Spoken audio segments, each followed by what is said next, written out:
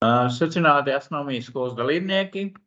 Mēs esam, kā saka, tiešraidē, un šoreiz mums attālināti pieslēdzies Inns Češāns, IT speciālists un astronomijas entuziasts. Sakarā to, ka mums ir nedaudz tehniskas problēmas, tad mēs tagad, no savas puses, mēs slēdzam ārā ekrānu. Dodam vārdu Intam Češānam.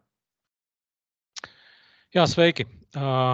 Tad šodien mums it kā tā tēma būtu par pavisam svaigu misiju, kas nu pat startē no Zemes un dodas uz tādu asteroīdu, ko sauc par 16 Psihi, bet par cik tā misija tikai sākusies un līdz rezultātiem vēl būs ļoti ilgi jāgaida.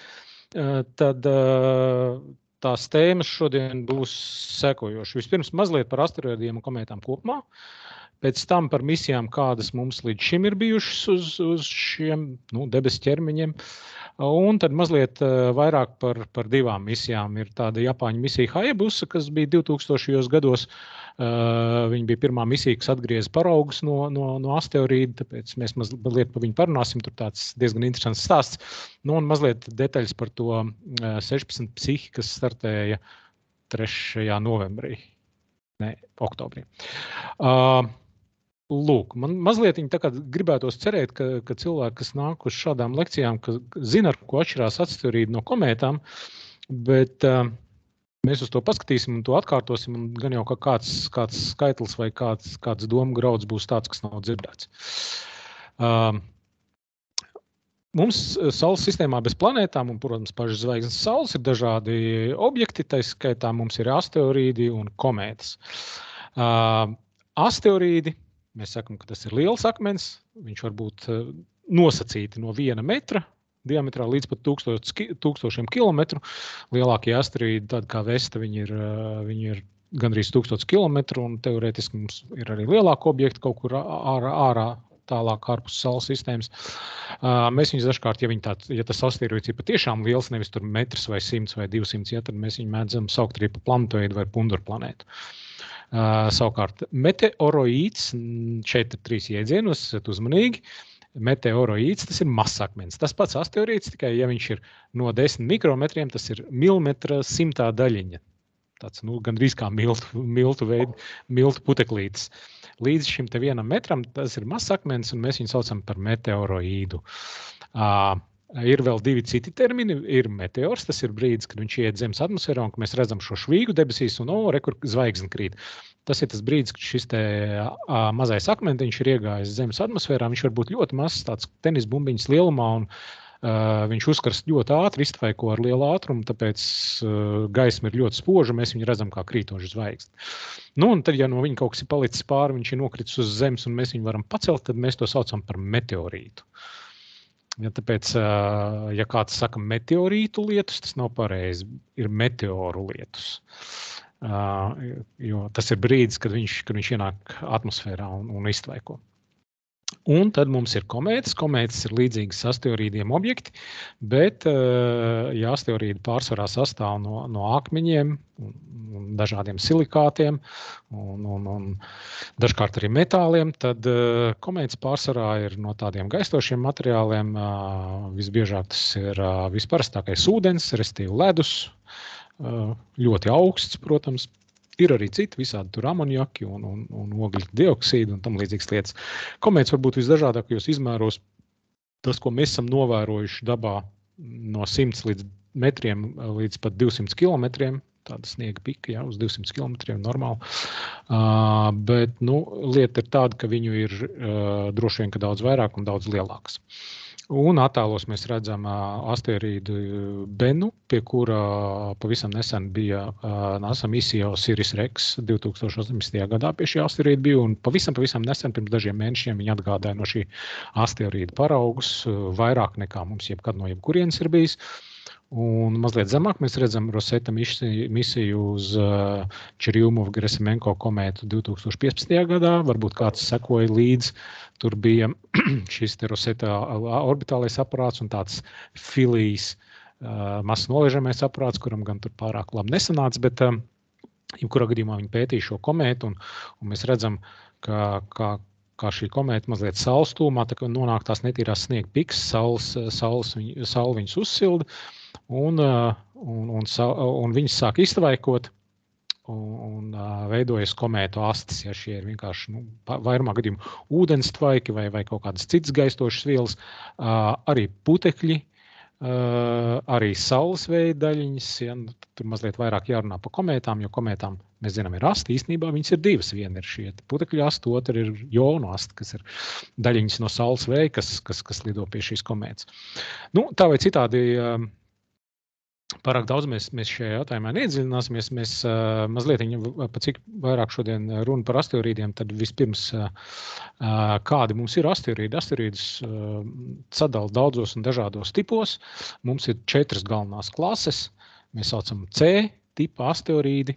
To mums ir visvairāk. 75% no visiem asteroīdiem, ko mēs pazīstam, ir šajā klasē C, tāpēc, ka uz viņiem ir, kā ķīmiskais elements, ir diezgan daudz ogleklis. Tie ir akmens bluķi, kaut kādi minerāli un diezgan daudz ogleklis. Un tad no turienes arī šis C burtiņš, C tipa asteroīdi. Viņi ir salīdzinoši viegli, respektīvi 1,7 grami uz kubikcentimetru, tas ir materiāla blīvums. Ja mēs paņemsim kaut kādu akmeni, tas būs jau kaut kādi 3-4.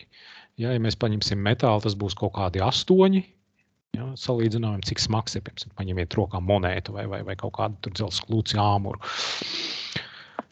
Cik viegls vai smags ir vielas. Ja?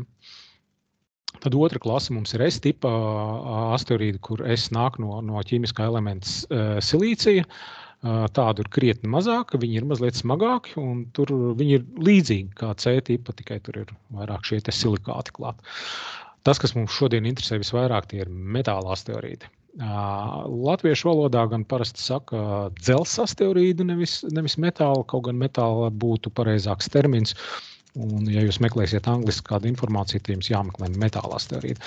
Jo šo asteroīdu sastāvā ir daudzi un dažādi metāli un dažādi metāli. Galvenokārt visbiežāk tur ir dzelzs un niķels no ķīmisku elementu tabulas, bet tur ir visi pārējie iespējamie metāli, arī gan redzemi metāli, celmetāli, dārgmetāli, tur nezinu, zelts, sudrabs, platīns un tā tālāk. Šo asteroīdu salīdzinoši maz, 5%, un viņi ir salīdzinoši blīvi. Ja? Mēs redzam no 5 līdz 8 gramus kubikcentimetrus, viņi ir smagi, tā kā metāls. Vēl mums ir 4. grupa ir V-tipa asteroīdi, kur V ir Vesta. Vesta ir viens no lielākajiem asteroīdiem Saules sistēmā, un viņš tā mazliet, nevis saudabīgi, bet viņam ir, kā viņš spīd, kā viņš atstaro gaismu, un viņi ir mazliet gaišāki, un tad tam ir izveidot atsevišķu klasi. Jā, asteroīds izstās līdzīgs Vestai, tad tas ir Vesta tips asteroīds. Vairāk te īsti iedziļināties viņos nevajadzētu, vismaz šobrīd, ja kādam ir ļoti liela interese par asteroīdiem, tad katrs no šiem te tipiem sadalās vēl daudzos apakštipos, kuri dažkārt sadalās vēl apakštipos. Un tad tur var līst ļoti dziļi. Salīdzinot komētas, viņām šis te vidējais blīvums ir 0,6 grami uz kubikmetru. Ja.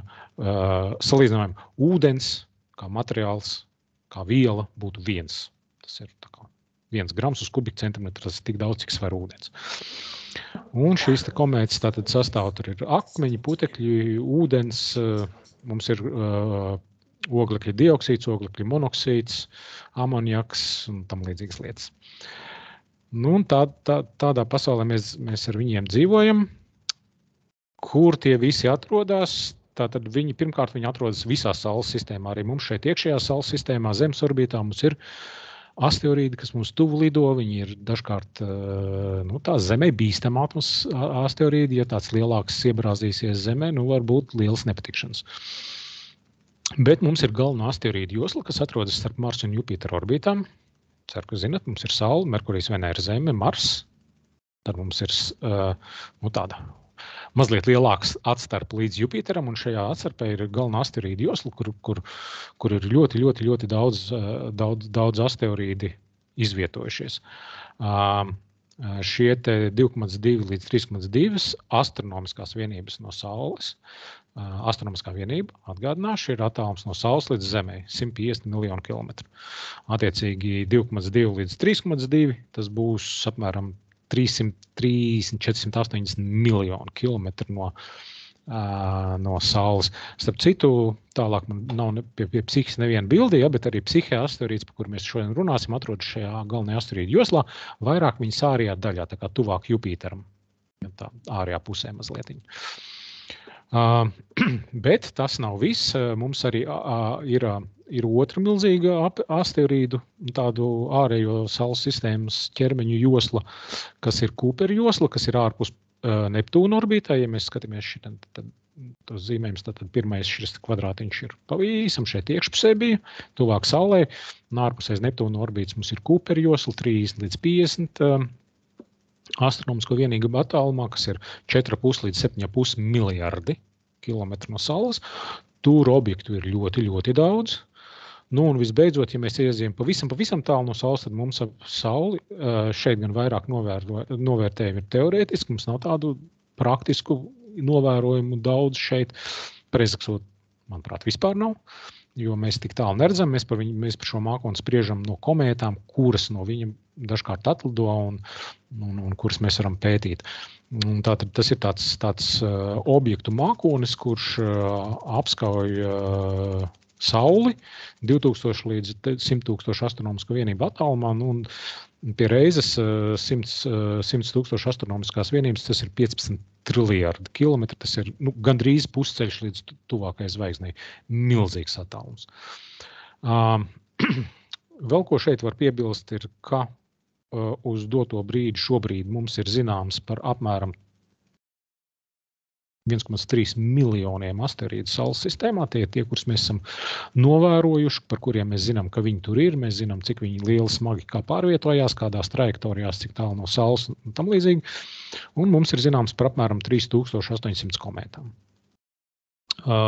Šos te meteorīdus mums tiešām nav vērts skaitīt, jo tas novērtējums ir, ka, ja mēs skaitām šos te pavisam maziņos, kas ir mazāk par milimetru, tad Zemes atmosfērā vien katru dienu nonāk apmēram 25 miljoni šādu objektu. Ja? Un Zeme ir, var sakot, praktiski nekas no Saules sistēmas, tāpēc tur vienkārši nav. Tad tas tāpat kā skaitīt ātomus Saules sistēmā. Neskatoties to, ar šiem te meteoroīdiem uz Zemes, tie pārsvarā viņi visi sadeg atmosfērā, bet tas, kas nonāk uz Zemes, ir tas, kas ienāk Zemes atmosfērā, tas ir apmēram 15,000 tonu materiālu. Daudz. Un, ja mēs paskatāmies šos pašus skaitļus, ko mēs domājam par Oorta mākoni, tad mēs domājam, ka tur ir kāds triljards komētu varbūt. Katrā gadījumā tur pilnīgi noteikti ir simtiem miljardu un varbūt pat daudz triljoni. Ja? Tas viss ir labākais minējums, tas triljons komētu. Un savukārt no viņām tikai procents vai 2 varētu būt asteroīdi. Vismaz tā mēs domājam. Tā kā šis te balans, ka šobrīd mēs zinām daudz vairāk asteroīdus un daudz mazāk komētas, ja mēs sāktu skaitīt Oorta mākonī, kas tur viss atrodās, tad tā attiecība ļoti strauji izmainītos pa labu komētām. Lūk, tik tālu par to, kas ir asteroīdi un komētas. Es ceru, ka, ja nevajag atcerēties visus tos skaitļus, vajag atcerēties, ka asteroīdi un komētas ir divas dažādas lietas. Asteroīdi ir cieti akmeņi, komētas ir sniega bumbas, kurām aug astes Saules tuvumā. Asteroīdiem Saules tuvumā astes neaug.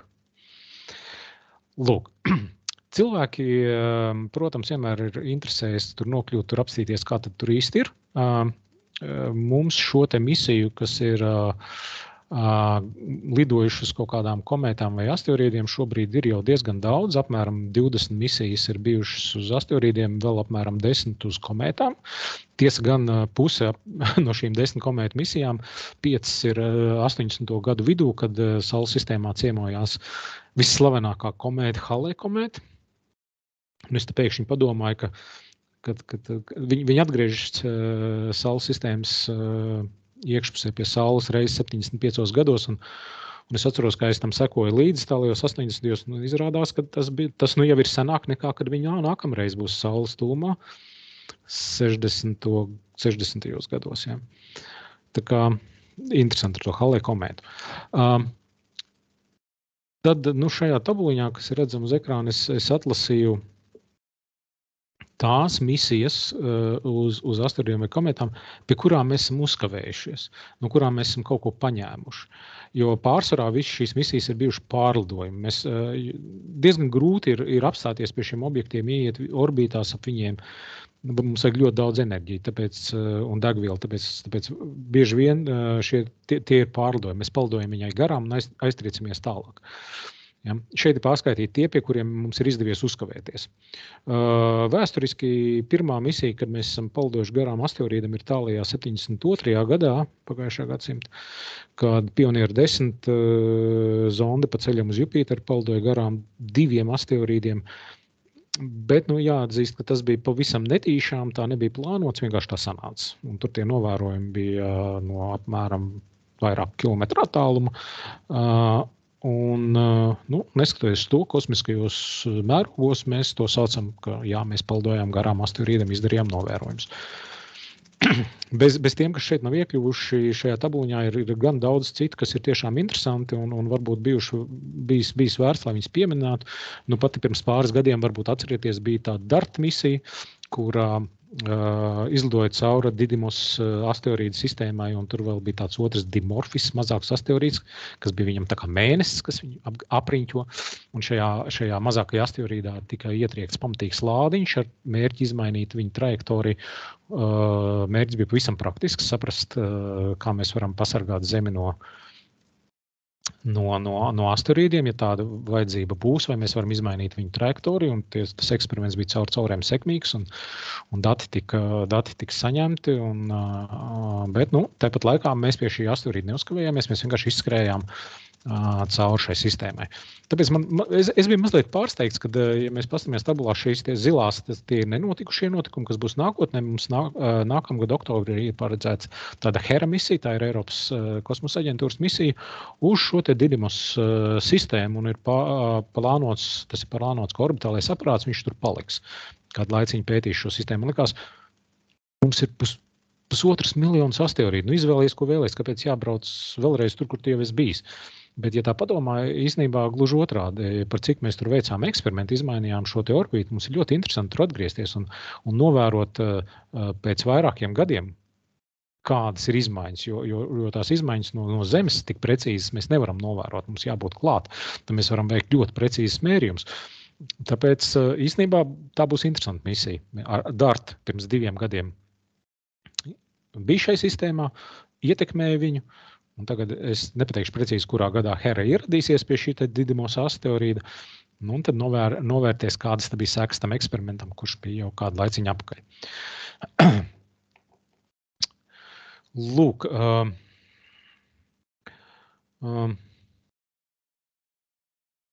jā, tas tā apmēram mums ir gājis. Pirmā misija, kas atgrieza paraugs no asteroīda, tātad ir šī te Japāņu Hayabusa, par to mēs šodien vairāk parunāsim. Vēl teorētiski iepriekš ir Stardust, kas atveda paraugus no 81P Wild komētas.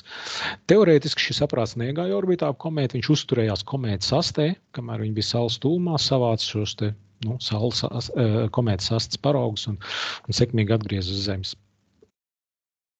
Mums ļoti, ļoti pamatīgi liels misijas bija šī Rosetta uz Čerjumo-Grasmenko komētu, mums bija Dawn ar jaunu dzinējiem uz Cereru un Vestu. Ir citas interesants. Tagad drīz būs rezultāti no Siris Rex misijas par to, kas šajos paraugos ir atrasts. Šobrīd tas konteiners ir tikko attaisīts, mums īsti vēl nekādu datu par to visu nav. Nākotnē arī, kur ķīnieši plāno atgriezt paraugus no asteroīda un MBR, tā īstenībā ir apvienoto Arābu Emirātu misija, kas arī ir diezgan interesanti, jo viņi arī šo to kosmosā dara. Viņi uz Mēnesi mēģināja lidot nepārāk sekmīgi, viņi uz Marsa aizlidoja ļoti sekmīgi, kur domā arī par asteroīdiem.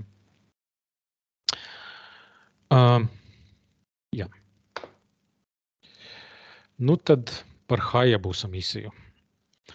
Hayabusa tātad ir Japāņu misija, kas aizsākās 2003. gadā. Īstenībā tā ideja ir daudz senāk. Japāņiem kopā ar NASU radās 80. gadu vidū, jau ideja, ka varētu mēģināt lidot kādu asteroīdu, atgriezt paraugus.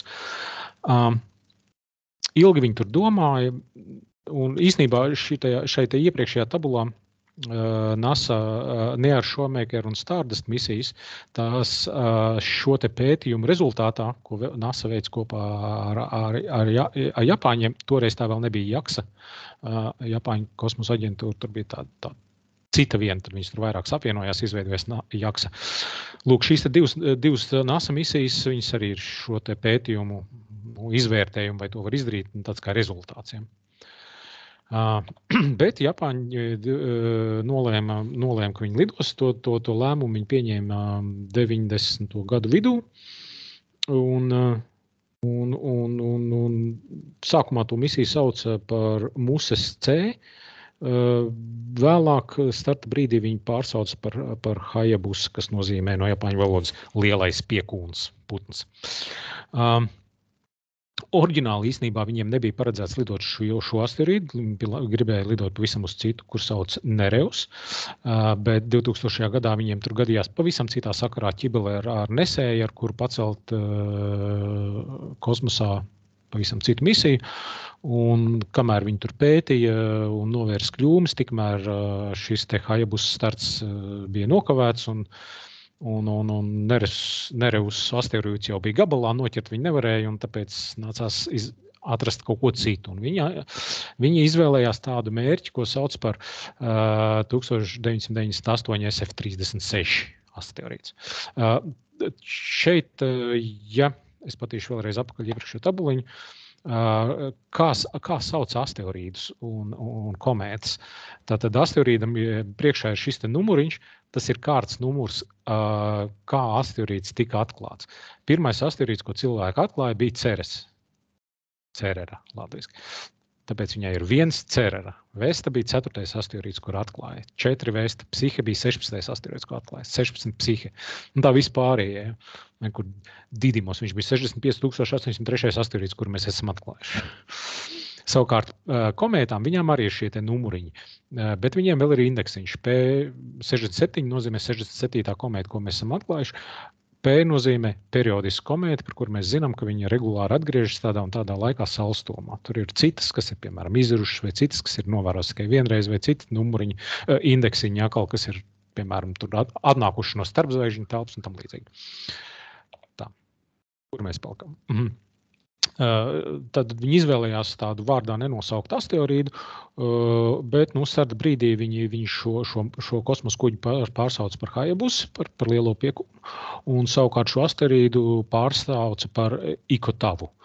Ikotava ir Japāņu raķešu būves tēvs, cilvēks, kas visvairāk savā laikā ir darījis Japāņu raķešu būvēju un raķešu zinātnēm. Tad viņi bija tādi ļoti lepni par to.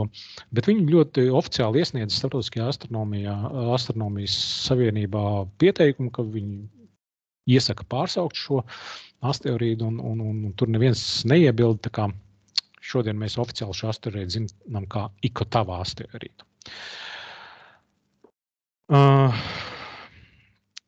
Vēl kad beidzot nesējs bija gatavs. Vēl gadījās tehnisks ķibeles, kad izrādījās, ka tur kaut kādi manevrēšanas dzinēji nav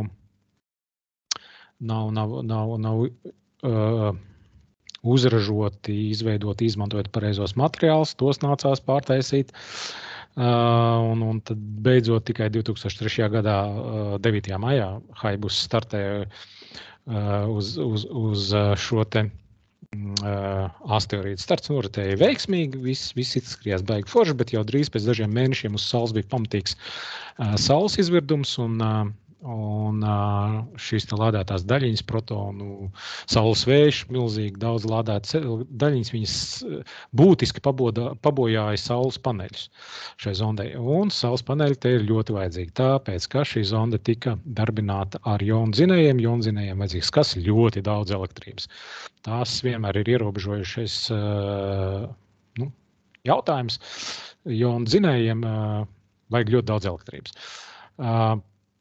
Šī iemesla dēļ tagad enerģijas ir mazliet mazāk, mēs varam pātrināties mazliet lēnāk, mēs nonāksim pie Itokavas asteroīdu mazliet vēlāk, mums būs mazāk laika tur uzkavēties, jo jau uz Zemes jāstartē laicīgi. Citādi mēs atkal netiksim pareizās trajektorijās un mēs uz Zemes nekad nenonāksim. Mums no turienes jāstartē laicīgi. Restīvi samazinās šis te laiks, ko mēs varēsim uzkavēties pie asteroīda, un arī bija plānotas 3 nolaišanās, tas tiks samazināts līdz 2, jo vienkārši nepietiks laiks sagatavoties. Bet tālāk lidojums uz asteroīdu. 2005. gadā šajā te aparātā ir saucamie reakcijas gredzeni, tie tādi kā spararati, kas griežās. Viņi ir 3. Viens pa X asi griežās, viens pa Y asi griežās, viens pa Z asi griežās, un griežot šo te ratu, tīra ar elektriku, rats griežās vienā virzienā, kosmosa kuģis griežās pretējā virzienā. Tas ir kā jūs orientējat kosmosa kuģi vai jebkuru zondi pavadoni kosmosā. Jūs gribat viņu pagriezt pa labi, pa kreisi, uz augšu, uz leju, sarotēt, jūs pagriežat šo spararatu, tīra ar elektrību, un šis te zonde orientējās, un kur nu vajag, vai nu, lai dabūtu sakars ar Zemi, vai nu, lai dzinēja pareizā virzienā pieliktu vilkmi. Lūk, viens spararats nobrūk un palikuši tikai 2. Ar 2 joprojām kuģi var orientēt, bet tas nav tik precīzi un nav tik ātri un vispār ir diezgan slikti. Tad ļaujiet man tagad saprast, kas notika tālāk. 12. septembrī 2005. gadā Hayabusa beidzot ieradas pie asteroīda. Un ap šo pašu laiku mums salūst 2. spararats, un zonde kļūst ar spararatiem pilnīgi nekontrolējama. Par laimi zondē ir arī šie te orientācijas dzinēji pielikti, tādi mazi dzinēji pa sāniem, kuri var grozīt viņu ar, bet tur ir tā, ka nav tik precīzi, ir lēnāk, un gal galā viņi tērē degvielu, kuras ir tik, cik viņas ir. 2. septembrī tika plānots testa nolaišanās, tā, ka nevis nolaižamies un paņemam paraugus, bet nolaižamies gandrīz līdz asteroīdam, uzmanīgi izpētam, kas un kur ir. Un tad mēģināsim saprast, vai mēs varam nolaisties un kā mēs to darīsim. Šajā laikā bija paredzēts, šim te aparātam līdz bija tāds mazs nolaižamais aparāts, ko nomest uz šo te asteroīdu, kas tur varētu papētīt to grunti tūmā, bet tur notika kļūme. Tas neizdevās. Viņš nekad nenonāca uz asteroīdu, viņš aizlidoja kosmosā. Īstenībā līdz bija paredzēts ņemt arī NASA roverīti, bet 2000. gadā NASA samazināja budžetu un šī programma atcēlās, var sakot, NASA roverīti neuzbūvēja.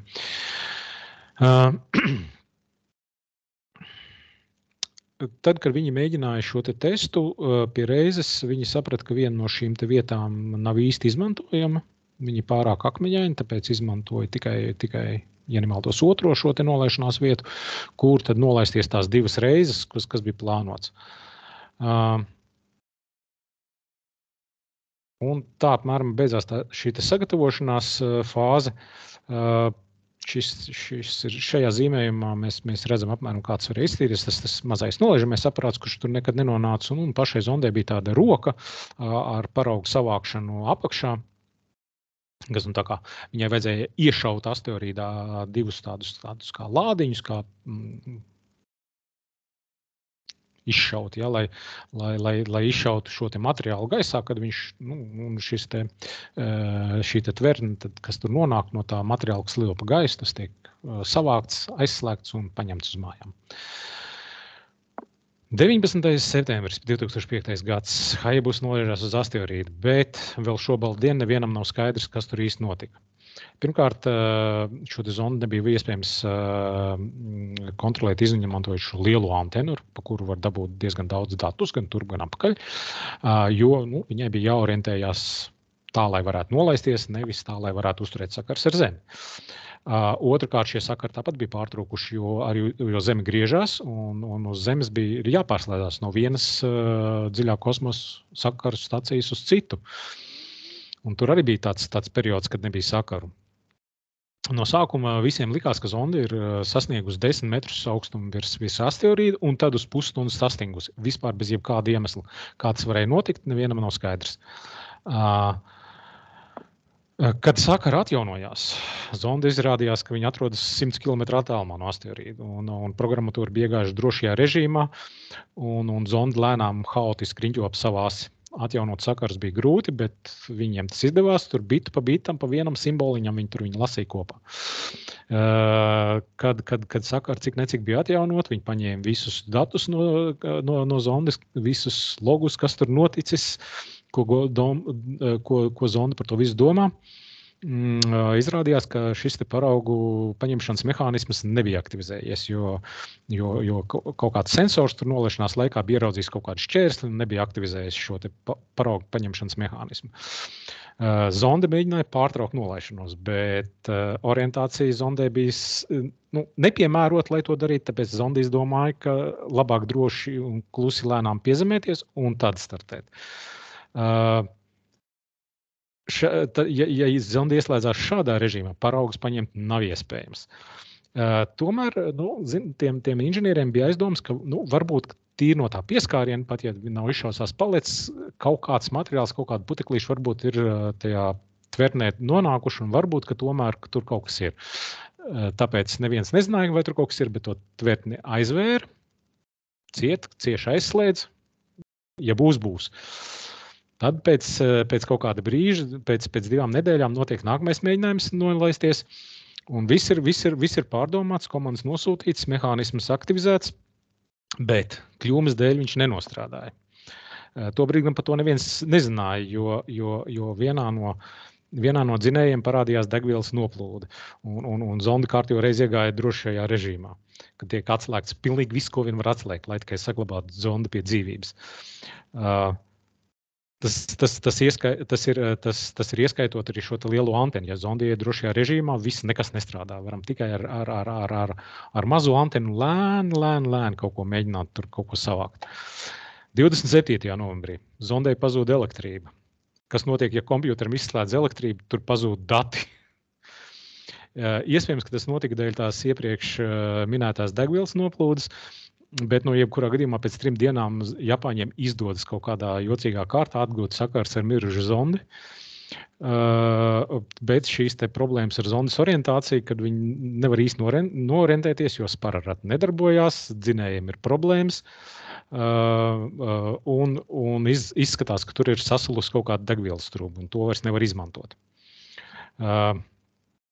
2. decembrī viņi mēģināja orientēt zondi, bet dzinējiem pietrūka jaudas, jo ne viss vairs tur strādā. Savukārt, izpētot telemetriju, bija skaidrs, ka zonde ir sašķiebusies pa 20-30 grādiem, respektīvi atrodas kaut kādā stāvoklī, kur ar viņi nevar īsti komunicēt. Tad bija izmisīgs mēģinājums apzināti nopludināt no degvielas tvertnēm degvielu, un viņai plūstot laukā, viņa rada tā kā reaktīvo kustību, mēs viņu izpūšam vienā virzienā, zonda kustās pretējā. Tas ir pilnīgi tāds ekspromts tajā brīdī, ko ar viņu darīt. Un mēģināt atgūt. Bet šī te avantūra, viņiem izdevās atjaunot sakarus ar lielu antenu, un tad jau Tad jau to ar to zondu var kaut ko izdarīt, ka tu var ar viņu sarunāties. Ja? Viņi savāc visu telemetrijas datus sakal, izrādījās, ka šajā 2. mēģinājumā šis savākšanas mehānisms nenostrādāja. Ja? Līdz tam to nezināja, domāja, ka viss ir savākts. Respektīvi, arī šie telemetrijas dati nebija pilnīgi, jo bija pazudusi elektrība, tie bija bojāti, ko varēja to savākt. 8. decembrī neviens nesaprot, kāpēc zonda pēkšņi izmainīja orientāciju, bet sakara ar zondu tika pazaudēti. Šobrīd ir doma, ka tas notika tāpēc, ka šī no dzinēja izplūdusī degviela iztvaikoja, izgaroja un radīja turbulences, kas šo zonu sagrozīja, ja? Jo tur bezsvaru stāvoklī daudz jau nevajag. Ļoti maz spēku tur strādā. Mēs runājam par, tur tās degvielas nebija daudz, mēs runājam par nieka 10 kubikcentimetriem, bet acīm redzot, ar to bija pietiekami. Un tagad, kad zonda bija šādi sagriezusies, tur vairs īsti nekas nebija darāms. Restīvi, viņa rotēja ap savu asi ar precesiju, un tas ir tā kā, es nezinu, iedomājieties, tā kā šis vilciņš, kuru bērni rotaļliet, ja, ka viņš tā rotēja ap savu asi, un viņi var iegriezt šķību, bet viņš nostabilizējās taisni. Ja? To sauc par precesiju, ka šī rotācijas asis nobīdās. fizika strādā tā, ka šī te precesija ar laiku iztaisnotu to zondas rotāciju, bet mēs runājam par ļoti ilgiem laikiem. Tur bija doma, ka viņi varētu iztaisnoties ar 60% varbūtību iztaisnoties pēc gada pusotra, ar 70% varbūtību vēl tur pēc kaut kāda laika. Bet, paveicās vai kā, viņi jau pēc pāris mēnešiem saņēma signālu no zondas, ne datus, tikai signālu, ka zonda ir tur un zonda ir dzīva. Bet tā bija pietiekama, lai pēc vairāk kādu nedēļu vai kā viņi cīnījās, un zonda sāk atbildēt uz pašām vienkāršākajām komandām. Tad viņi mēģināja vēlreiz trako avantūra Xenon, ja vienreiz izdevās, kāpēc nepareizi mēģināt vēlreiz, lai uzlabotu zondes orientāciju, tā lai būtu sakara ar zondi.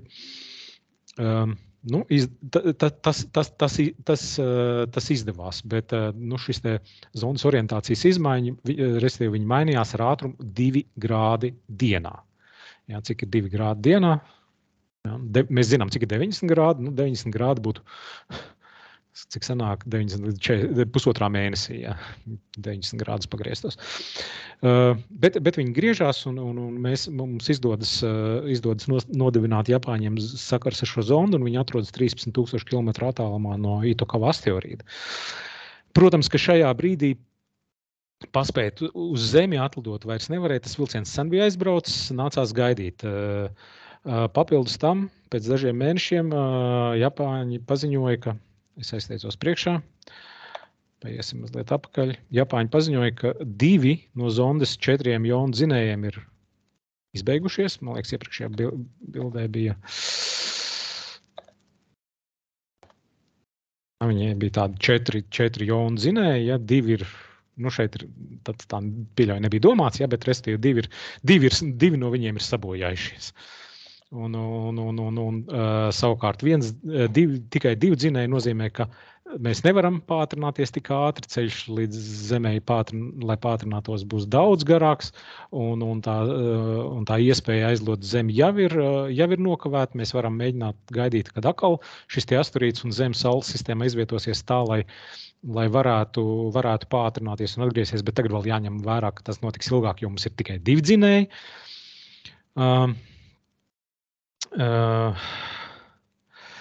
Pa virsu tām šai zondē bija 11 baterijas, kurās uzkrāt enerģiju no saules paneļiem. No tām darbojās vairs tikai 7, pārējās bija izbeigušās. Lai vai kā 2007. gads ir pienācis un 25. aprīlī vairāk nekā pusotru gadu pēc tam, kad bija plānots, Haibus beidzot uzsāk pātrinājumu, lai ieiet trajektorijā un atgrieztos uz Zemes. Ja. Pēc kaut kāda laika viņiem izdevās pēc pusgada apmēram atdzīvināt vēl vienu no tiem jondzinējiem, trešo, bet tur bija tā diezgan interesanti, ka viņi izmantoja pusi no viena, pusi no otru, un jauda bija stipri mazāka nekā varēja būt, bet ņemot vērā apstākļus, tas bija milzīgs panākums. Tie sprieki nebija ilgi, jo vēl pēc pāris mēnešiem izbeidzās vēl viens dzinējs. Jebkurā gadījumā ieskrieties uz Zemi aizņēma krietni vairāk laika, un viņi jau bija sakrājuši, viņiem vajadzēja 2,2 km sekundē ieskrieties. Tos 2 km viņi bija ieskrējušies, tie 200 metri, un tas bija tā bija izmisīga cīņa par katru milimetru, lai sasniegtu pietiekumu ātrumu, lai varētu atgriezties. Lūk, tā vai citādi viņiem tas izdevās 2010. gadā. Zonda bija pietiekami tuvu Zemē, lai varētu sākt koreģēt šo te trajektoriju, lai viņi nonāktu pie Zemes precīzos leņķos, un šo te zondi varētu ievadīt Zemes atmosfērā, un viņi varētu atgriezt šos te paraugus vai neparaugus, neviens uz to tajā brīdī to nezināja. Par cik reakcijas gradzeni nedarbojās, zonda īsti orientēt vairs nevarēja. Viņai bija paredzēts atdalīt šo te paraugu konteineru un pašai aizlidot kosmosā. Konteineris nokrīt uz Zemes, nolaižās uz Zemes. Šī gadījumā nekas tāds nav iespējams. Viņi kopā ar visu konteineru iet atmosfērā. Lielākā daļa no šīs zondes sadeg. Konteiners ir veidots tā, lai viņš varētu šo visu izdzīvot. Viņš izdzīvo, izplitiņi atlecās. nolaidās ar milzīgām pārslocēm 25G, 12,2 km/sekundē viņi iegāja Zemes atmosfērā, un tad šis ir redzams virs Austrālijas, kur acīm redzot šeit kaut kādas paliekas no zondes sadag, jā, un te viņi pati sabremzējās, izmeta beigās izpletņus un nolaidās Austrālijas dienvidos, un mēs esam dabūjuši paraugus no asteroīda. Paraugi bija puteklīši, visi mikromilimetru izmērā, restīvi ar aci tur īsti neko nesaskatījis, bet tā, kad izpētīju šo konteineru ar mikroskopiem, tad tur atrada 1500 puteklīšus no komētas. Nu, un tagad pēc šī te trillera, kad piedodiet uz tā kosmosa kuģi, vispār nekas vairs nestrādā. Kāda izskatās misija? Viss zaļš. Viņiem ir izdevies darbināt jonzinējus, viņiem ir izdevies gravitācijas manevris Zemes tūmā, izmantojot jonzinējus, kaut kas tāds, kas nekad nebija pirms tam darījuši, autonoma navigācija pie asteroīda, zinātniskie novērojumi, pats galvenais paraugu atgriešana uz Zemes, viss zaļš. Ja? Nu, kā Japāņi var uztaisīt. Es atceros, ka es toreiz sekoju tai misijai līdzi, tad tur bija ļoti daudz visādas tehniskas informācijas un sīkumu. Tas bija riktīgs trillers. Kurā gadījumā apmēram šādi izskatās tie paraudziņi milzīgā palielinājumā, ja mikrometrs tas ir milimetru tūkstošā daļiņa, 20 milimetru tūkstošu daļas. Ja. Bet šīs daļiņas tika pētīts un joprojām tiek pētīts jau vairāk kā 20 gadus, un Alleži tur atrod kaut ko jaunu. Piemēram, šīm te divām daļiņām, pēc šīm te divām daļiņām saprata, ka šeit ir ūdens. Protams, viņš nav šķidrā veidā, viņš ir kaut kur iekšā šajos minerāļos, bet teorētiski no turienes varētu dabūt laukā. Un tas savukārt ļāva secināt, ka ūdens uz Zemes varētu būt nācis ne tikai no komētām, bet arī no asteroīdiem, pie kam ievērojama daļa. Jo saules sistēmas, iekšējā saules sistēmā mums šo asteroīdu ir daudz vairāk nekā komētu. Tas ārpusē komētas ir vairāk, ja, un Zemes iespējams, ka tieši no asteroīdiem arī tad varbūt nācis salīdzinoši daudz ūdens. Ko redzam šeit? Šeit mēs redzam tādus krāterīšus. Tie ir šausmīgi mazi krāterīši. Šis te attālums ir 1,5 mikrometrs, ja, un tas ir milimetru tūkstošā daļiņa. Bet tā, ka šītos izpētīt, šie te krāterīši, viņi radušies no daļiņām, kas ir saules vējā, kas nāk no saules lādēti tie protoni palieli, ja tā runājam, ja. Ūdeņraži ioni. Tas, ka šādas lietas veidojas no saules vēja, to mēs zinājām arī agrāk. Tas, kas bija pārsteigums, ir, ka šeit šādu krāterīšu uz šiem paraugiem bija apmēram 10 reižu vairāk nekā mēs gaidījām. Un tas savukārt lika pārskatīt mūsu domas par Itokawa asteroīdu. Ja mēs domājam, ka šī virsma ir 10 000 gadus veca, varbūt vēl vecāka, ja tā vietā mums tagad nāks secināt, ka viņi ir tikai 1000 gadu veci, varbūt pat vēl mazāk. Ne tā kā pats asteroīds, ja, bet virsma, kas visu laiku atjaunojās no sadursmēm, no dažādām daļiņu kustībām, jo šis asteroīds rotē, viņš lido garām kaut kādiem citiem asteroīdiem vai varbūt planētām kādreiz, un tās gravitācijas ietekmē šīs te daļiņas kustās un varbūt veļās kādreiz, pagriež citu pusi. Restīvi, virsma ir mazliet jaunāka nekā mēs gaidījām.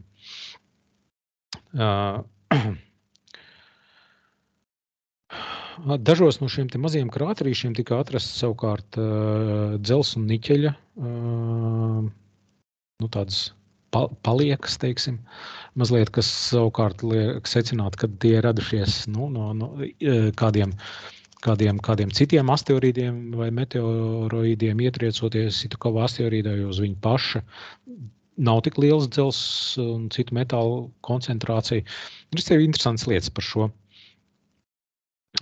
te no šiem te putekļiem var uzzināt. Īstenībā ir vēl viena lieta, ja, par ko mēs ir šie te dažādi meteoroīdi, kurus mēs nevaram novērot kosmosā, viņi ir ļoti maziņi. Ja, mēs varam novērot lielus asteroīdus pa gabalu, mēs viņus uzskaitam, tad, ja viņi ir tur simtiem metru, kilometriem lieli, mēs nevaram uzskaitīt mazus puteklīšus. Bet saskaitot šādus krāterīšus, kurus mēs esam paņēmuši paraugus no asteroīdiem tālu prom, izpētot, kāda viņi ir, kā viņi ir veidojušies, un mēs varam mēģināt secināt, kāda ir šo te mikrometeoroīdu un mikrometeorīdu izplatība Saules sistēmā. Un, savukārt par to mēs varam spriest par to, kā Saules sistēma veidojas, kā viņa evolucionē. Tā kā viss ir saistīts. Šajā bildē par morfoloģiju, kādas šīs daļiņas izskatās. Tas, ko mēs sagaidījām, ka viņas visas būs apmēram vienādas. Izrādās, ka viņas ir pat ļoti dažādas. Šeit ir tā kā 4 lielas klases uzskaitītas, ja. No šī te parauga viņš ir labs piemērs tam, kādi ir kosmiskie laiks apstākļi tur uz šī te asteroīda. Jo šie te burbulīši, tas ir saules vējiem ietriecoties šajā materiālā veidojušies. Citur šis materiāls ir savukārt virsma tāda abrazīva vai nošķelta, drīzāk teiksim tā, nošķelta. Kas savukārt ir veidojuši šiem puteklīšiem veļoties. Restīvi, nav viņi bijuši tur statiski, par to mēs atkal varam kaut ko spriest. Mēs varam spriest par rotācijas ātrumu izmaiņām, par varbūt kaut kādu elektrostatisko levitāciju, par vēl kaut ko. Vēl ir kaut kādas daļiņas, kur ir dažādi minerāli daļās sadalījušies. Savukārt šis te pēdējais, tas ir riktīgi interesants. Šādas formas var veidoties tikai pie ļoti augstām temperatūrām, virs 500 grādiem. Pats Itokawa asteroīds galīgi nav tāds, kuram tāds būtu bijuši. Tāpēc tas, ko izdevās secināt, kad ir bijis kāds lielāks asteroīds, apmēram 40 reizes šobrīd tas novērtējums lielāks, kur ir bijis kaut kāds trieciens diezgan lielā pagātnē ar augstām temperatūrām šajā sadursmē. Un tad šīs te daļiņas ir veidojušās pie tādiem apstākļiem. Ja, tā kā mēs pētot puteklīšus varam ļoti daudz ko uzzināt. Kaut kā tā. Restīvi, es ceru, ka bija interesanti paklausīties par Japāņu misiju, kā mēs pirmo reizi atgriezām paraugus no asteroīda. Kā viņiem visādi negāja un pilnīgi neticam, kā viņi visu to paveic. Psihe. Te ir tā. 16. asteroīds. Psihe. Psihei nav nekāda sakara ar psihejiem, protams. Latviski pareizi būtu psīhe, jo tas ir, psīhe ir sengrieķu dvēseļu dieviete un itāļu astronoms, kurš atklāja šo asteroīdu 19. gadsimta vidū, nosauc itāļu sengrieķu dvēseļu dievietes vārdā. Paši grieķi viņi izrunā psihī ar garo i galā.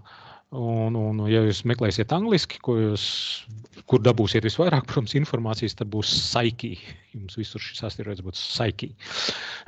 Es to psīhi, es vairumā gadījumu nometu, man ir vienkārši psihe, ja, bet, ok. Nosaukuma kājas aug no sengrieķu dvēseļu dievietes. Šis ir metāla asteroīds. Tādu nav daudz. Diametrs ir neviennozīmīgs, jo viņš ir garāks, platāks, bet vidēji apmēram 222 km. Un masa, tagad skaitiet, cik tas ir kvintiljoni vai cik tur tonu, ir doma, ka varētu būt 90% no tā visa metāla. Tiesa, šobrīd nav tik ļoti skaidrs, jo laika gaitā mums šīs domas par šī asteroīda vidējo blīvumu ir samazinājušies līdz apmēram 4 gramiem uz kubikcentru. Mēs sākumā skatījāmies asteroīdi, ja tie smagie dzels, kas varētu būt, tur bija stipri jau līdz pat 8, restīvi psihe ir salīdzinoši vieglāka nekā viņai vajadzētu būt.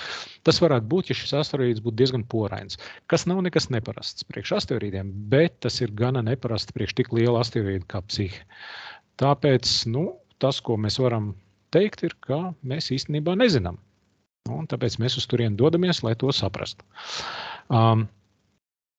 Ir doma, ka līdz pat 90% šajā asteroīdē varētu būt metāli, bet kā būs īstenībā, to mēs nezinām.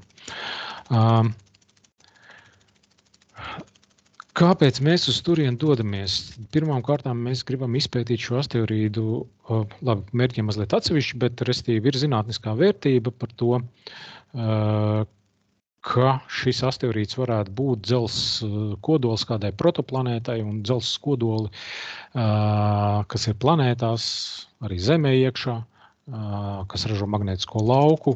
Mums viņi ļoti interesē, bet mēs viņus nevaram novērot, jo mēs nevaram nolaisties Zemes dzīlēs tur 5000 km dziļumā, ja, vai mēnesim, vai vēl kaut kur citur. Šeit mēs kosmosā varam viņam pildot klāt, viņu aplūkot un izpētīt. Un tas ir viens no galvenajiem mērķiem, ja, kas tiks pētīts. Magnētiskais lauks, nu labi, tiksim līdz magnētiskam laukam. Otra lieta, ko mēs nepētīsim, ir atsevišķa tēma. Varbūt kādreiz vajag uztaisīt kādu lekciju par resursu iegūšanu kosmosā. Restīvi, ka mēs varētu resursus iegūt ne tikai uz Zemi, kaut kādas metālus un vēl kaut ko, bet kosmosā. Tad, nu lūk, šāds asteroīds, ja mēs šos visus metālus pārvēršam naudiņā, tur ir visi iespējamie metāli, kādi vien var būt, sākot ar dzelzi, niķeli, zelta platīnu, kaut kādu urānu un tā tālāk. Ja mēs viņus pārvērtīsim naudiņās, tas būs kvintilioni, kvadrilārdi kvintilioni vai vēl kaut kādas naudiņas. Tam, protams, nav jēgas, jo tas ir miljoniem, desmitiem miljonu reižu vairāk nekā vispār naudas ir uz šīs planētas, bet runa par to, ka resursu tur augšā ir ārprātīgi daudz. Vajag tikai kādu, kurš viņš sāks vest mājās. Psihe ir ļoti tālu izvietots asteroīds. Mums ir metāla asteroīdi, kas atrodas tepat ļoti tuvu Zemē, kuri ir mazliet skaidrāks, kas tie pa metāliem un vērtīgām lietām, kas tur ir, ko varētu vest mājās, bet līdz šim to neviens nav darījis. Ir virkni kompānija, kas to pie tā strādā, apmēram 5, kas pie tā strādā ļoti nopietni, bet neviens vēl neko nav mēģinājis vest apakaļ. Fakts ir tāds, ka kaut kad nākotnē, kad mēs būsim bikiņi gudrāki un attīstīti, un sāksim vest šos resursus mājās, tad šis ir milzīgs resurss, praktiski neizsmeļams no mūsu patreizajā viedokļa. Šīs ir, protams, mākslinieka zīmētas glezniņas, ja? Tas, kā viņš iztīsies īstenībā, gan jau būs pavisam savādāk. Nezinu, vai mēs tur redzēsim metālu tādu tīru un atklātu, jo tas, ko mēs šobrīd zinām par šo asteroīdu, ir šīs te 5 augšējās bildītes ir tas, ko mēs esam iespējuši ar mūsdienu teleskopiem vislabākajiem, un balstoties šīm bildītēm, tad šāds viņš apmēram varētu izskatīties, tas ir labākais modelis, kādu mums ir izdevies uzzīmēt par šo asteroīdu. Kāds viņš būs īstenībā, to mēs uzzināsim 29. gadā, kad Psihe nonāks pie šī te asteroīda un sāks viņu pētīt. Psihe programma aizsākās 2014. gadā. Ideja varbūt bija stipri senāk no pagājušā gadsimta īstenībā, bet 1989. gadā, ja nemaldos, NASA aizsāka tādu atklājumu programmu. Tā ir programma, kur laiku pa laikam tiek izsludināti konkursiņi, piesakās visi, kas grib, un tiek izvēlēta viena vai vairākas misijas, kuras tad realizēt. Šeit programmā ir bijuši fantastisks pagātnes misijas, piemēram, Mars Pathfinder 90. gados, kas bija pirmais rovers uz Marsa, ja, ir no šīs programmas Kepler kosmiskais teleskops, kas meklē citu planētas, ir no šīs te programmas. Šobrīd arī Psihe, tā vai citādi. 2016. gadā, ja nemaldos, Psihe uzvarēja 28 citu misiju konkursā, un tad 6 gadus viņš šo misiju būvēja, un 13. oktobrī SpaceX Falcon Heavy viņu pacēla kosmosā, tas būtu pirms dažām nedēļām, ja, bet tagad viņa 6 gadus lidos līdz Psihe, pirms mēs ieraudzīsim, kas tur tūmā notiek. Jebkurā gadījumā pie šī asteroīda 26 mēnešu laikā ir paredzēts viņai atrasties 4 dažādās orbītās, dažādos augstumos. Augstākā orbīta būs 700 km virs asteroīda, zemākā 75 km. Ceram, ka mēs tur ieraudzīsim ļoti daudz ko interesantu. Mērķi. Baigi daudz teksta, nav vērts lasīt, bet pirmkārt mēs gribam saprast kaut ko par planētu, kodola formēšanos. Un mēs vēlamies aplūkot šo kodolu, tā ir pilnīgi unikāla iespēja, saprast, kā viņš ir veidojies, kā viņš strādā, galu galā, no kurienes viņš ir radies. Ja. Tas, kā mēs šos mērķus sasniedzam, ir pirmkārt mēģinām saprast, vai viņš ir palicis pāri no kādas planētas, kur ir bijusi Saules sistēmas pirmsākumos kāda sadursme, un mantija ir aizsviesta kaut kur kosmosā un palicis dzelzs kodols. Varbūt viņš ir uzreiz izveidojies kā dzelzs asteroīds, un tas pavisam atšķirīgs stāsts. Mēs nezinām, mēs gribam to saprast. Ja šī mantija apkārt bija, un viņa tika pazaudēta, tad kad tas notika tur? Visticamākais, ka tas notika Saules sistēmas pirmsākumos, bet vai tas notika pirms 4 miljardiem gadu, vai varbūt pirms miljardu gadu, to mēs nezinām. Nākamais jautājums ir, ja psihe bija izkusis, protams, ka bija, tad vai sacietēja no āras uz iekšu vai no iekšas uz āru? Man šis jautājums, godīgi sakot, nav saprotams, jo parasti visi sacietē no āras uz iekšu, ja?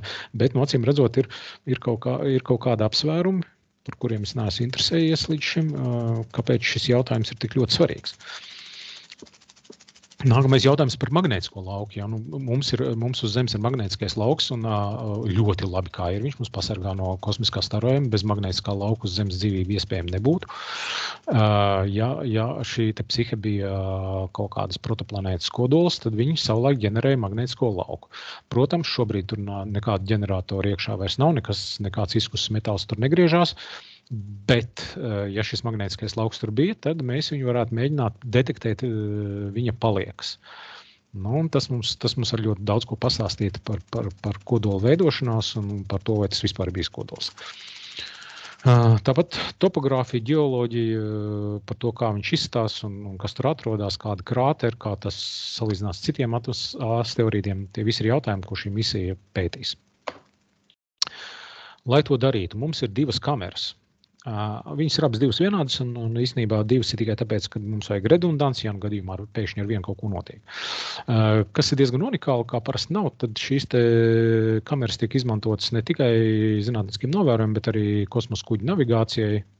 Viņas skatās zvaigznes, orientē kuģi un tā. Kameras ir jūtīgas 8, īstenībā 7 dažādos viļņu garumos. Ja. Mēs esam pieraduši, ka mēs nospiežam uz telefonu fotogrāfiju, mums ir krāsaina bilde, bet īstenībā mēs aplūkojam to pasauli mums apkārt visos iespējamos viļņu garumos, un katrā no šiem viļņu garumiem, ja mēs konkrēti aplūkojam pasauli, mēs uzzinām kaut ko citu. Nav obligāti redzamā gaisma, tā varbūt infrasarkana, ultravioletas, mikroviļņi, radioviļņi, gammas, tā ir vienalga. Bet šis te ir vairāk vai mazāk redzamās gaismas diapazons.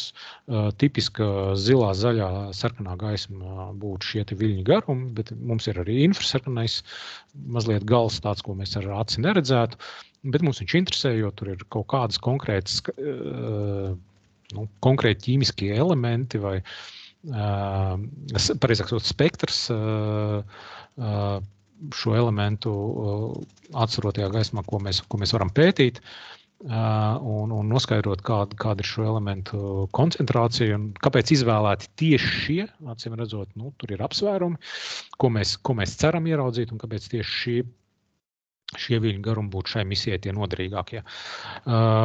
Kamera pati varētu šķist diezgan tāda pieticīga, jo kas gan, te ir kļūdiņi 1600 x 1200 pikseli, kas ir mazāk pa 2 megapikseļiem, ja, mums katram telefonā droši vien tur pa 20, bet ir pietiekami daudz citu apsvērumu, kāpēc mums vajag kameru, kas ir rupja varbūt, bet galvenais, lai būtu lielāka pikseļi, lai viņi tur izdzīvot 10 gadus kosmosa apstākļos un tam līdzīgi. No šīm te orbītām, dažādām augstākām, zemākām, tad tas, ko mēs sagaidām, ka mēs varēsim uz šī te asteroīda saskatīt objektus sākot no 500 metru, kas ir ļoti liels piksels, ja tur īsti neko tur neskatīs, līdz pat 5 metriem, ja, 5 metri 1 piksels. Arī vienā pikselī saprast, kas tas tāds ir, nevar, jums vajag vismaz tur 5x5 droši vien, lai saprast, ka tas ir, piemēram, krāters vai klinsbluķis vai vēl kaut kas. Bet tāda ir tā izšķirtspēja un tādas objekts mēs varēsim saskatīt. Otrs instruments, kas ir uz šīs misijas, ir gamma staru un neutronu spektrometrs. Es nerādīšu dzelžus, tas nav interesanti, bet kā tas strādā. Mēģināšu izskaidrot. Tad tur ir nedaudz kodolfizikas, bet nevajag baidīties no šī te vārda. Mums visapkārt no kosmosa nāk kosmiskais starojums. Tas ir augsts lādētas daļiņas no starpzvaigžņu telpas, no visām malām. Kosmiskais starojums, gan jāsaka, ir vienkārši tāds interesants vārds ātri lidojušiem protoniem. Nekas cits nav. Šie te kosmiskie stari, augstas enerģijas protoni, viņi iedrāžās šajā te asteroīdā. Pat cik tās ir mazas daļiņas, tas nenozīmē, ka viņas atsitās pret virsmu tā kā tāda, bumba. Viņas mierīgi var lidot diezgan dziļi, pirms viņš satiks to savu ātomu, kurā ieskrieties.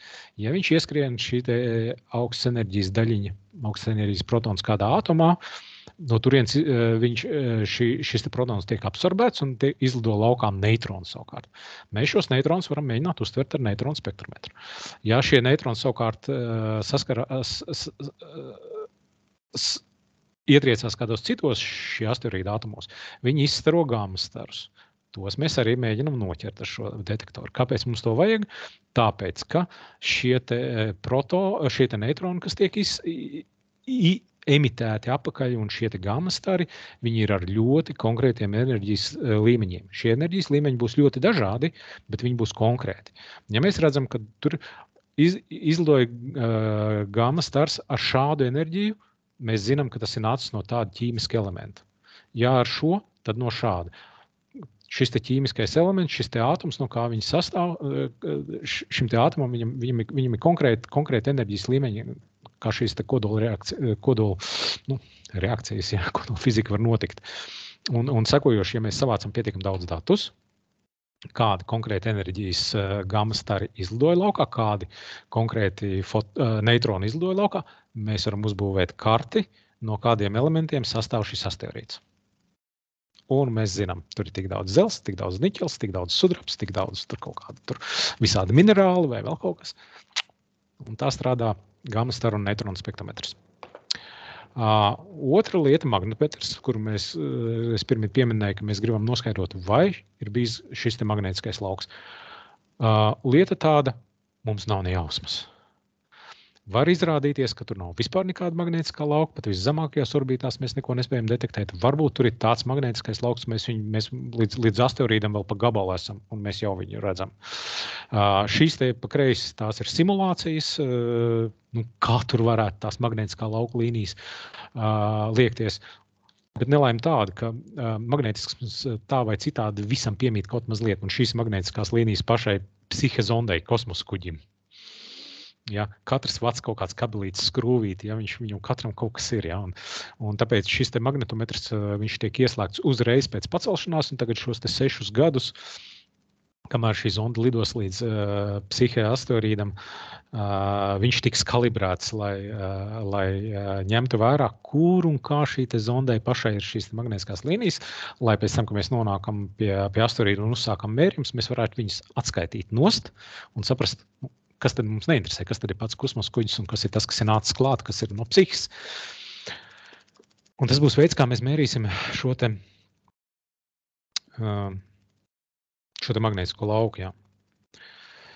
Jebkurā gadījumā būs interesanti, jā, jo šis te magnētiskais lauks, viņš visu laiku šūpojās. Jo psihe rotē ap savu asi, viņai diennakts 4 stundas. No otras puses no Saules nāk lādētas daļiņas, Saules vējš, viņš pūš prom, viņš ietekmē tā kā šeit zīmējumā, jā, šeit šī pusē Saule, viņš to magnētisko lauku liet prom. Psihe riņķo ap savu asi, Saules vējš spiež, jā, un tad no tām magnētiskām līnijām mēs ar laiku, ja mēs savācam daudz datus, varam mēģināt sakt spriest, kur un kāds viņš tur ir un kā viņš tur varbūt ir veidojies vai saglabājies vai vēl kaut kas. Interesanti. Mums būs gravitācijas mērījumi psihes asteroīdam, un kas pats interesantāks, ka viņi tiks veikti ar to radioaparātu, kas ir uz psihes kosmosa kuģi, ar kuru mēs ar šo psihes aparātu komunicējam. Lieta tāda, ka izmantojot visas iespējamās antenas, gan tās, kas pārraida daudz datus un ir spēcīgas, gan tās, kas maz, datus, ja, mēs varam ļoti, ļoti precīzi noteikt, kā izmainās šī kosmiskā aparāta orbīta psihikas orbītā. Un pat visniecīgākās izmaiņas mēs varam nu, tā kā detektēt, saprast. Šīs izmaiņas ir tāpēc, ka psihe rotē, un psihē ir neviendabīgs gravitācijas lauks. Nav debesu ķermeņa ar viendabīgu gravitāciju. Tas būtu kaut kāds ideālais ķermeņs. Zemē arī, ja jūs paskatīties uz gravitācijas karti, jā, visur apmēram 9,8 metru sekundes kvadrātā, bet kaut kur ir pa 10 daļu vairāk, kaut kur pa 10 daļu mazāk. Mēs uz savām kājām mēs to neizjūtam, bet mēs to varam nomērīt, un šī Zemes gravitācijas lauks nav viendabīgs. Ko mēs par to varam spriest? Par to, kādi ķīmiskie elementi ir un kāda ir Zemes iekšējā struktūra. Kur ir smagāki, tur vairāk gravitācija, kur kaut kas porēnāks, vieglāks, tur ir mazāk gravitācija. Un šādajādi riņķojot ap psihi un mērot šīs te niecīgās orbītas izmaiņas, mēs varēsim sastādīt psihes gravitācijas karti un pēc šīs te gravitācijas kartes spriest par viņas iekšējo struktūru, kur kāda materiāla atrodas un cik daudz. Interesanti. Vēl ir tāds DSCO ir Deep Space Optical Communications, respektīvi dziļā kosmosa optiskās komunikācijas. Nav jauna lieta tādā ziņā, ka mēs esam izmantojuši optiskās komunikācijas, piemēram, Zemes orbītā, mēģinot sakars ar Starptautisko kosmisko staciju vai vēl kaut ko, bet pirmo reizi kaut kas tāds tiks darīts tik tālu no Zemes. Ar šo aparātu, tas ir šis te cilindrs, nav bilde, kur viņš bija. Viņam iekšas parādīts, bet tur iekšā tas teleskopiņš. Par lielam tas ir lāzers un teleskops. Ja, viens lāzers no Zemes raida viņam lāzers staru, kurā ir iekodēta informācija. Tas teleskops viņu uztver, viņš raida ar lāzeru apakaļ. Lāzeru jaudas, protams, ļoti dažādas. Uz Zemes tas ir 5 metru milzīgs teleskops un viņam ir 5 kW lāzers iekšā. Šeit, protams, mums nav ne tādu izmēru, ne tādu jaudu. Mums ir 22 cm teleskopiņš un 4 W lāzers. Bet tas, ko mēs sagaidām, ka mēs varēsim nodibināt lāzeru komunikācijas šādā attālumā pārsteidzoši ļoti. Jums šis lāzeru stars ir jāuz pamēģiniet lāzeru zīmolīti paturēt rokās un uz pretējo sienu uzlikt punktiņu un noturēt viņu vienā vietā. Un tas jums ir 10 metri. Šeit mēs runājam par 400 miljoniem kilometru attālumu. Cik precīzi viņš ir jāorientē un cik ļoti atsevišķi fotoni jāuztver, ja, jo pārsvarā jau viss tur lidos garām, bet lai nodibinātu šīs komunikācijas. Neskatoties to, mēs ceram sasniegt milzīgus datu pārraides ātrumus, priekš dziļā kosmosa, es domāju. Jo šī te galvenā antena, kas ir radio antena, ar viņu mēs varēsim pārraidīt datus 180 kilobiti sekundē. Tas, protams, ir ārprātīgi mazs ātrums priekš mūsdienu interneta, ja neviens ar tādiem ātrumiem uz Zemes nestrādā, bet 400 miljonu kilometru gandrīz pie Jupitera. Ja. Savukārt ar šo te teleskopu mēs ceram sasniegt, lāzeri, ja, šo optisko iekārtu, mēs ceram sasniegt 10, varbūt pat visas 100 reizes ātrāk, respektīvi mēs jau runājam jau megabitos. Tas jau ir kaut kas tāds, ko varbūt arī mūsdienu cilvēks sāk saprast, ja, cik daudz ir daži megabiti. Bet tas ir pār pusi no Saules sistēmas, tā kā, iespaidīgi. Tas ir eksperiments, viņš nesūtīs reāls datus, bet NASA ir ļoti interesēta šajā tehnoloģijā, priekš nākotnes misijām jau Datu problēma ir, dažādas misijas, kosmiskie teleskopi, viņi var savākt datus, viņiem nav iespējas pārraidīt viņus apakaļ.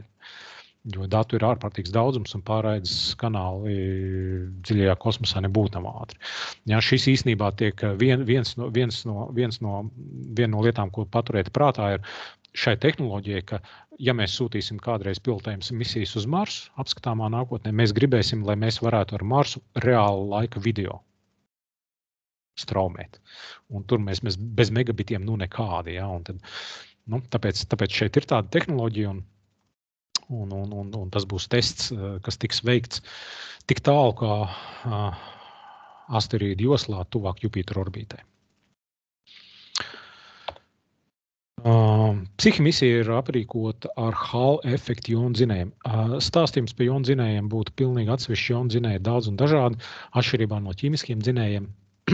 Divas lietas, viņi ir daudz mazāk jaudīgi, bet viņi ir daudz efektīvāki. Mums vajag daudz mazāk degvielas, lai sasniegtu to pašu efektu, to pašu pātrinājumu. Mēs ar viņiem nevarēsim startēt no zemes. Ja? Mēs šeit, šī te konkrēti dzinēja vilkme ir 280 miliņūtoni. Miliņūtons paņemiet, nezinu, 10 centu monētu rokā, tie būs tie miliņūtoni, kas spiež jums uz plaukstu. Ja savukārt tie nesēji, kas startē no zemes, mēs rēķinām megaņūtonos, daudzos megaņūtonos.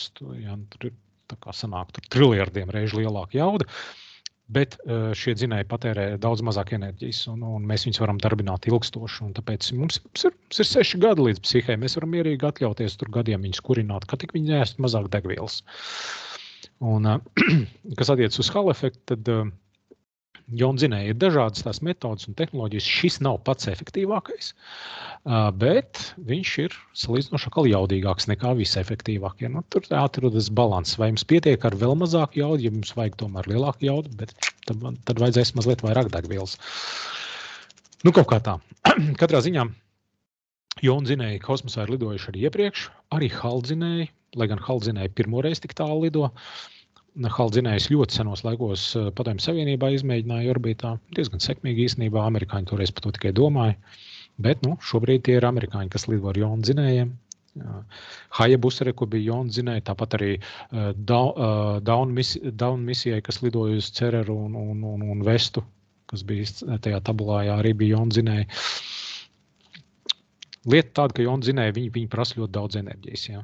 Šis te prasa kilovatu līdz 4,5 kilovatu. Ko saražot ar saules paneļiem ir ļoti grūti. Tie saules paneļi, ja pirmīt skatījāties šos te zīmējumus, psihis, viņi ir milzīgi salīdzinājumā ar pašu kosmisko aparātu. Un Zemes tūmā šie paneļi saražot 20 kilovatus enerģijas, bet psihi ir daudz tālāk no saules, tur saules gaismas daudz mazāk. Tur šie 20 kilovati būs pārvērtušies pa 2 kilovatiem. Ja? Un ar 2 kilovatiem pabarot šo dzinēju, ņemiet vērā arī pašai zondē kaut ko vajag. Diezgan daudz. Ja, nav tik vienkārši. Tāpēc, ja zinātniskajā fantastikā kāds parasti raksta par jaundzinējiem, tad viņus baro kā minimums ar kodola reaktoru. Lūk, tāds stāstījums par psihi. Mēs gaidīsim rezultātus. Rezultāti būs 30. gadu sākumā. Nezinu, cik jums tad būs gadi, bet es ceru, ka tas būs interesants laiks. Un tas apmēram arī šodien viss, bet es būšu priecīgs atbildēt uz jebkādiem jautājumiem, kādi vien jums varētu būt. Tā, mēs ieslēdzam apakaļ kamerām. Jā, viss darbojas. Paldies Intam Čišānam par ļoti izsmeļošo un jaudīgo prezentāciju. Mēs uzzinājām ļoti daudz interesantas lietas, un vienam no mūsu skolas dalībniekam Henrijam Pusaudzim bija viens jautājums, lūdzu. Vai. Es nedzirdu, ja ir jautājums. Jā. Mums vienkārši mikrofona problēmas, jā. Okay. Kā radušies no Marsa pavadoņi, Phobos un Deimos? Viņi ir ļoti līdzīgi. Ir doma, ka tie abi divi ir kaut kādi mazi asteroīdi, ko saķēris, ko Mars ir saķēris. Man tagad ir no galvas jāpadomā. Viens bija, ja nemaldos, 7,5 km, otrs bija kaut kādi... Phobos ir tuvākais. Jā, viens bija mazliet mazāks, otrs mazliet lielāks, abi divi ļoti maziņi.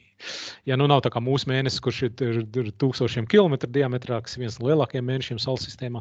Tie divi ir mazi asteroīdi, ko Mars savu laiku ir saķēris savā orbītā.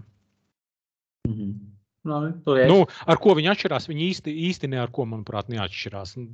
Neviens viņas tūmā nav pētījis, lai gan ir bijušas vairākas misijas padomā. 80. gadu beigās Padomju Savienībā bija 2 milzīgas misijas, bet neviena ne otra. Līdz Phobosam, viena nonāca līdz Phobosam, bet tur izbeidzās. Vēl bija Phobos grunta misija pirms gadiem 5-6 Krievijā, kur viņiem bija paredzēts no Phobos atgriezt paraugus, bet tā misija iestrēga Zemes orbītā. Viņi pacēlās, iegāja Zemes orbītā, un tad sakara ar šo misiju pazuda, un viņi nekur neaizlidoja. Un neviens cits uz Phobosu vai Deimosu nav mēģinājis lidot. Protams, mums ir bijuši diezgan daudz zondes Marsa orbītā, arī šobrīd ir, bet neviens tuplānā šos mēnešus nav pētījis, viss koncentrējās uz Marsu. Paldies par jautājumu. Apskatām, kas ir attālināti, pieslēdzies Dainim vai DDD vai Ženim kādi jautājumi, lūdzu.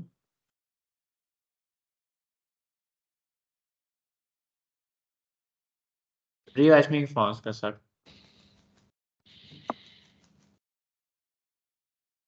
Ja jau nav, tad mēs vadīsim tevi appūsties. Un vēlreiz liels paldies par ļoti interesantu aizraujošo lekciju. Es domāju, ka mēs daudz ko uzrunājam par asteroīdiem, komētām, par izcelsmi, ka tas bija ļoti labi, izglītojoši. Un tad tiekamies nākamreiz. Liels paldies jums! Vienmēr laipni. Paldies, pasācību. Visu labu. Uz tikšanos nākamā piedienu.